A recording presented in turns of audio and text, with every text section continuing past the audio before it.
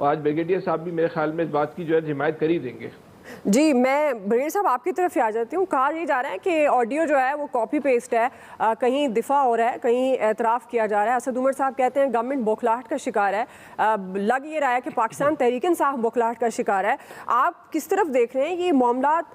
बजाय हम पहले भी अपने प्रोग्राम में जब सियासी अदम इस्तेहकाम की बात करते हैं तो हम कहते हैं एक मेज़ पर बैठना चाहिए, बजाय ये इकट्ठे हों इस मौके पर जब आधे से ज़्यादा पाकिस्तान डूब चुका है, ये तो किसी और तरफ चल निकले हैं।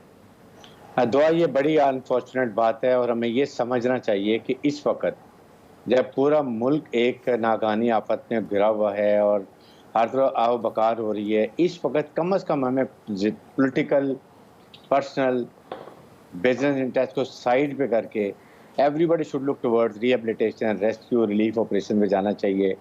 और इस वक्त आई विश के इस वक्त इमरान खान साहब खुद कहते हैं जी कि मैं हुकूमत के साथ खड़ा हूँ इस मुसीबत के में और इसके हल निकालने के लिए। लेकिन इस स्टेज के ऊपर ऐसी बातें करना, और अगर ये बातें ठीक है तो बिल्कुल गलत है, नहीं होनी चाहिए। ख़ासतौर जो कहते हैं कि हमें ये नहीं परवाह कि क्या होता है, आपको परवाह होनी चाहिए। आप पाकिस्तानी हैं, पाकिस्तान के फाइनेंस मिनिस्टर रह चुके हैं और इसमें आपका एक बहुत हिस्सा है, इसलिए you should never utter these word. और अगर किए हैं तो देन शौकत तरीन साहब को अनकंडीशनल कौम से माफ़ी मांगनी चाहिए ताकि इस बात को ये ख़त्म करें before it takes further turn into the courts. ये एक तो ये बात है।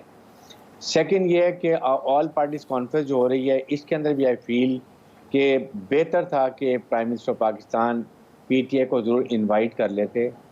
आई नो कि उन्होंने नहीं आना था, आप मॉरल ग्राउंड पर होते और आप कहते देखिए हमने इन्वाइट किया था। मुल्क के सिर्फ इस वक्त हालात को देखते हुए, otherwise we have big political difference with this party, जो कुछ वो हमारे साथ कर रही है, तो एक बेहतर फिजा कायम होने की शायद गुंजाइश बन जाती। वो तो खैर अब नहीं है, लेकिन जिस तरीके से ये हालात हो रहे हैं ये बहुत ही अफसोसनाक है।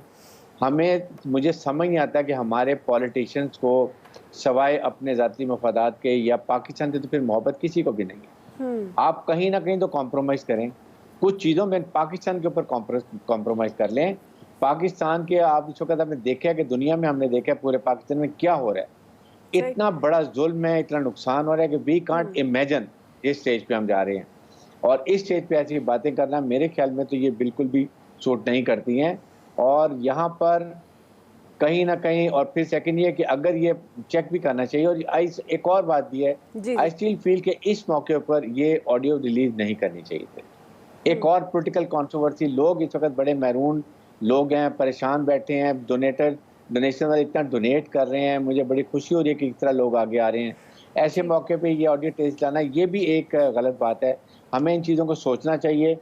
लेकिन ये बिल्कुल हाईली कंडेमेबल है, बहुत गलत बात की है। और आई विश कि ये खुद कहें कि यस मेरे से मैंने बात की, but I never meant it और whatever you want to justify. Ji.